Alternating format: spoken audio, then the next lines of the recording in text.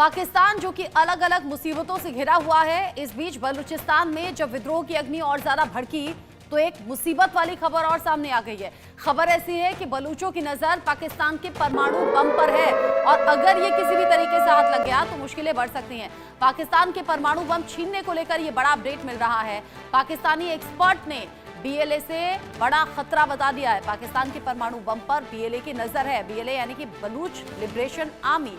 बलूचिस्तान में भारत का झंडा लहराया जा रहा है। पाकिस्तानी एक्सपर्ट ने यह भी दावा किया, साथ ही साथ ये कहा कि बलूच विद्रोहियों का भारत से गहरा रिश्ता है। बलूचों की बढ़ती गतिविधियां पाकिस्तान के लिए खतरा है।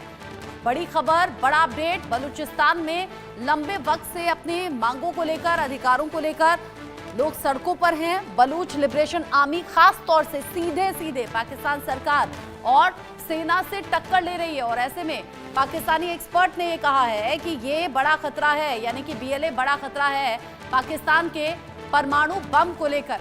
अब जिस तरीके के अपडेट सामने आ रहे हैं, खतरे में कैसे पाकिस्तानी एटम बम है, ये आपको कुछ ग्राफिक्स के जरिए कुछ जो खास पॉइंट्स हैं वो आपको बता देते हैं कि कैसे खतरे में है एटम बम पाकिस्तान का। पाकिस्तानी एक्सपर्ट ने इसको लेकर बड़ा खतरा जताया है। पाकिस्तान के पत्रकार ने इस बात का जिक्र किया है और बताया है कि बीएलए बहुत बड़ा खतरा है पाकिस्तान के परमाणु बम के लिए।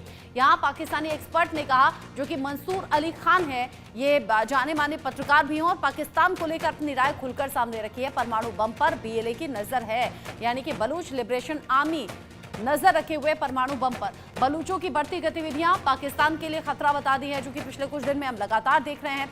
बलूच अलगाववादियों पर भारत से जुड़े होने का आरोप भी लगा दिया। ये कहा गया कि बलूचिस्तान में भारत का झंडा लहराया गया है। साथ ही साथ बलूचों ने अपना भी एक झंडा बनाया है, जो कि भारत के झंडे के साथ लहराया। बलूचिस्तान की आजादी आंदोलन में भारत शामिल है। बलूच विद्रोहियों को जिस तरीके से भारत का सपोर्ट मिल रहा है, ये बड़ा खतरा है।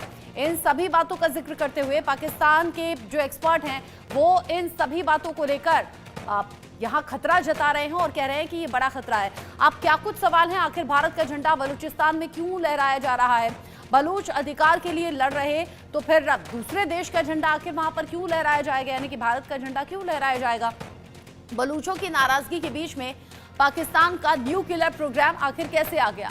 बलूच एक्टिविस्ट भारत के मीडिया चैनल पर क्यों जाते हैं? ये तमाम सवाल ऐसे हैं जो कि पाकिस्तानी एक्सपर्ट ने पूछे हैं और ये पूछा है कि आखिर ऐसा हो क्यों रहा है और ये पाकिस्तान के लिहाज से, पाकिस्तान की हुकूमत के लिहाज से बहुत बड़ा खतरा है। और अगर किसी भी तरीके से परमाणु बम बलूचों के हाथ में लग जाता है तो ये सिर्फ पाकिस्तान नहीं बल्कि दक्षिण एशिया के लिए भी बड़ा खतरा हो सकता है। अब ऐसे में पाकिस्तानी एक्सपर्ट ने सवाल पूछ लिया कि भला बलूच एक्टिविस्ट के बीच में भारत का झंडा कैसे आ गया?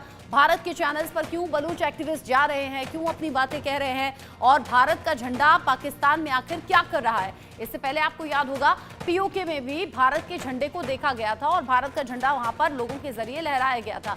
अब ऐसे में तमाम ऐसे सवाल हैं जो कि पूछे जा रहे हैं पाकिस्तानी एक्सपर्ट्स के जरिए और पाकिस्तानी एक्सपर्ट जिन्होंने दावा बड़ा किया है, इस दावे के बीच में ये सवाल भी बड़े पूछे गए हैं। इसको लेकर बात हम करेंगे। Lieutenant colonel retired JS Sodhi sir मेरे साथ में जुड़ गए हैं रक्षा विशेषज्ञ के तौर पर और साथ ही साथ मेरे साथ में जुड़ गए हैं हुसैन जावेद, सीधे पाकिस्तान से, पाकिस्तान के वरिष्ठ पत्रकार आप हैं।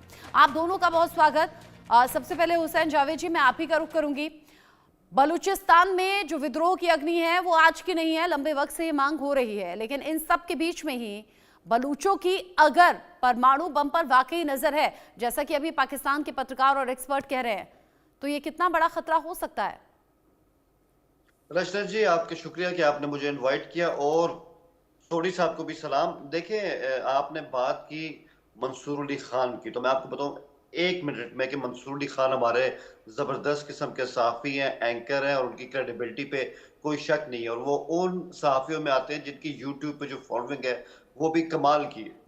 तो उन्होंने जो बात की है, मैंने उनकी वो तमाम बयान सुना, उनका व्लॉग भी मैंने सुना जब मुझे इस टॉपिक का पता चला और मैं उनको पर्सनली भी जानता हूँ। तो मैं आपको बताऊं, जिस तरह उनके बारे में ये कहा जा रहा है जो आपकी रिपोर्ट में, कि उन्होंने इस तरह शायद बात की है कि शायद हमारे जो एटॉमिक बॉम्ब्स हैं वो बीएलए के हाथ में लग सकते हैं। उन्होंने ऐसा कुछ भी नहीं कहा। उन्होंने क्या कहा, उन्होंने असल में बीएलए के कुछ सपोर्टर्स हैं जो कि शायद हॉलैंड के अंदर एहतजाज कर रहे थे, मतलब उनकी एक छोटी सी रैली निकली जिसमें 10-15 लोग थे और वहां पे उन्होंने ऐसे बैनर उठाए थे कि पाकिस्तान का जो न्यूक्लियर डॉक्ट्राइन है इसको बंद होना चाहिए। उन्होंने ये बात की थी जो लोग वहां पर एहतजाज कर रहे थे। ऐसी कोई बात नहीं कि मंसूर अली खान ने ये कहा है कि हमारे जो बॉम्ब्स हैं वो उनके हाथ पे लग सकते हैं, क्योंकि बॉम्ब्स आपको अच्छी तरह पता है कोई ऐसी चीज नहीं है कि जो किसी अलमारी के अंदर पड़ी और कोई भी बंदा उठा के उसको लेके चलता बने और किसी को पता भी ना चले। तो एक तो चीज इसको ठीक कर लीजिए। दूसरा, आपकी रिपोर्ट में एक और चीज थी कि इंडिया का जो झंडा है वो हमारे सूबे बलूचिस्तान के अंदर लहराया गया। तो उस बारे में फैक्ट बता दूं कि अभी तक इस बात की कोई हमें ऐसी रिपोर्ट नहीं मिली कि ऐसा कुछ इस सूबे के अंदर हुआ है या हमारे किसी भी इलाके में हुआ है। ये जो तमाम वीडियोस हैं, चाहे वो झंडे के हवाले से हो जिसमें 2 बच्चे दिखाई दिए, उन्होंने हाथ में इंडिया का फ्लैग थामा हुआ है, और या जो इनके 10-15 लोग हॉलैंड के अंदर सड़कों पे फिर रहे हैं, ये 1 साल पहले की वीडियो है। तो इनका हमारी जमीन से भी कोई ताल्लुक नहीं। और मंसूर अली खान ने एग्जैक्ट यही बात की है। उन्होंने किसी ऐसे खतरे का इजहार नहीं किया कि हमारे जो बॉम्ब्स हैं वो इतने ज्यादा खतरे में हैं। तो ये मैं आपको बता दूं, मैं इस बुनियाद पे कह रहा हूं कि मैं उनको पर्सनली उनसे जानता हूं और वो कभी ऐसी गैर जिम्मेदाराना बात कर अभी नहीं सकते। पिछले तो मैं दिनों समझता खबर हूं जब सामने आई थी, जब तालिबान आगे कदम बढ़ा रहा था, टीटीपी के लड़ाके कदम आगे बढ़ा रहे थे, उस वक्त भी कुछ ऐसी खबरें सामने आई थी जब परमाणु बम से जुड़ा बड़ा खतरा बताया जा रहा था, और उस वक्त भी हम इसी तरह की चर्चा कर रहे थे। जे.एस. सोढी सर, आपको ये पूरा जो अभी का घटनाक्रम है उसे आप कैसे देख रहे हैं? बलूच अपनी मांग को लेकर अड़े हुए हैं, बलूच विद्रोही पाकिस्तान सरकार के लिए बड़ा सरदर्द अभी बने हुए हैं, ये टकराव भी बढ़ रहा है, लेकिन इस बीच परमाणु बम की एंट्री हो गई। हालांकि हुसैन जावेद जी इन सभी बातों को नकार रहे हैं। जय हिंद रचना जी, ये मेरा सौभाग्य कि मैं आपके न्यूज चैनल और विख्यात को पैनलिस्ट के साथ हूं। एक किताब है जिसका नाम है नो एग्जिट फ्रॉम पाकिस्तान, जो कि डेविड मार्के ने लिखी है। इस किताब में लेखक ने बड़ी अच्छी तरह से आंकड़ों के साथ एक्सप्लेन किया है कि अमेरिका पाकिस्तान को दिल के अंदर नफरत करते हुए भी पाकिस्तान के साथ हमेशा खड़ा रहता है। उसके 2 मुख्य कारण हैं। पहला कारण यह कि अमेरिका को पता है कि अगला जो आत्मघाती हमला अमेरिका पे होगा, जैसे वर्ल्ड ट्रेड सेंटर का हुआ था, वो दोबारा अफगानिस्तान से होगा और तब उसे पाकिस्तान की फिर जरूरत पड़ेगी। दूसरा, अमेरिका को डर है कि पाकिस्तान के अंदर जो परमाणु हथियार हैं, परमाणु फैसिलिटी हैं, अगर नॉन स्टेट एक्टर्स के हाथ में पड़ गए तो ये नॉन स्टेट एक्टर्स का पहला निशाना अमेरिका होगा। तभी अमेरिका सेना में एक कमांडो यूनिट 24 घंटे तैनात रहती है शॉर्ट नोटिस पे पाकिस्तान के लिए रवाना होने के लिए, यदि कोई नॉन स्टेट एक्टर पाकिस्तान की किसी न्यूक्लियर फैसिलिटी पे या परमाणु हथियार लेने की कोशिश करता है। तो ये जो मामला है ये वाकई में बहुत संगीन मामला है, और इसके लिए अमेरिका जैसे महाशक्ति ने भी अपनी कमांडो यूनिट को 24 घंटे इसी काम के लिए तैनात किया हुआ है। अब जहां तक बात है बीएलए की परमाणु हथियार पे नजर रखने की, मैं बिल्कुल एग्री करता हूं उनके ऐसे मंसूबे होंगे, क्योंकि ऐसे मंसूबे सिर्फ बीएलए के नहीं है रचना जी, ये टीटीपी के भी हैं, और जितने आतंकवादी संगठन इस वक्त पाकिस्तान में सक्रिय हैं सबके हैं।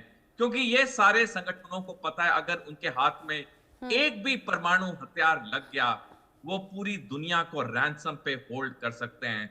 तो ये जो बयान एक विख्यात पाकिस्तानी मीडिया पर्सनालिटी ने दिया है, इसे हल्के में नहीं लेना चाहिए। ये वाकई में बहुत एक संगीन मामला है, और मेरे को उम्मीद है कि पाकिस्तानी सेना और पाकिस्तानी सुरक्षा कर्मी इस पे एक्स्ट्रा काम करेंगे, क्योंकि अगर एक भी परमाणु हथियार किसी के हाथ लग गया पूरी दुनिया रैंसम पे हो जाएगी।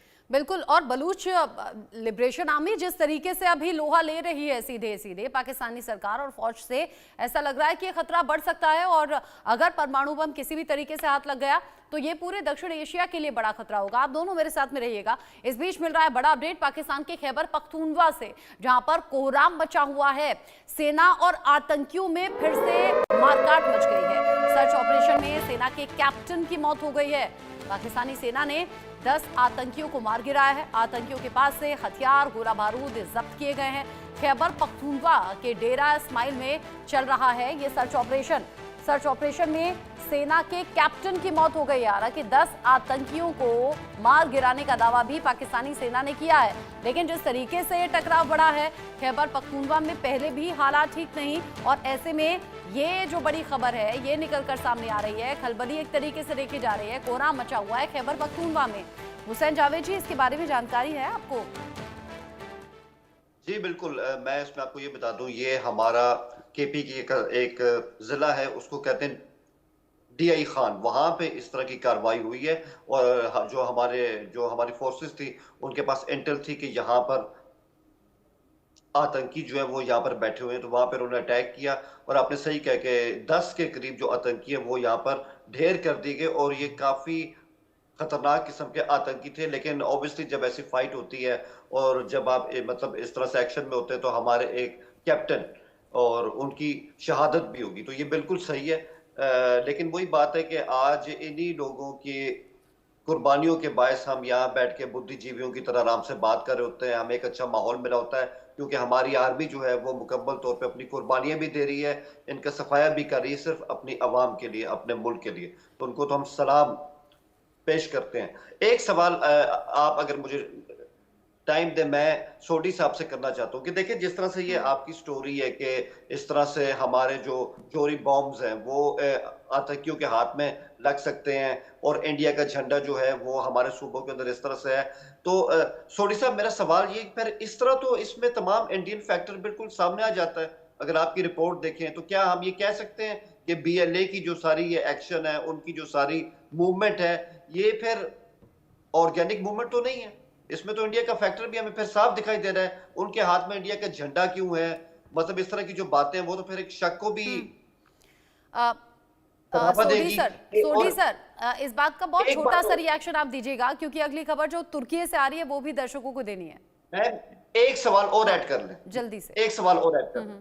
वो मेरा सवाल ये कि मुझे इसके साथ ये भी बता दें कि इस टाइम इंडिया और काबुल हुकूमत का आपस में स्टेटस क्या है, क्या इनके दरमियान ताल्लुकात कायम हो चुके हैं? और जो हमारा जाफर एक्सप्रेस का इंसिडेंट था, सारी दुनिया ने इसको कंडेम किया, इंडिया ने इसको अब तक कंडेम क्यों नहीं किया?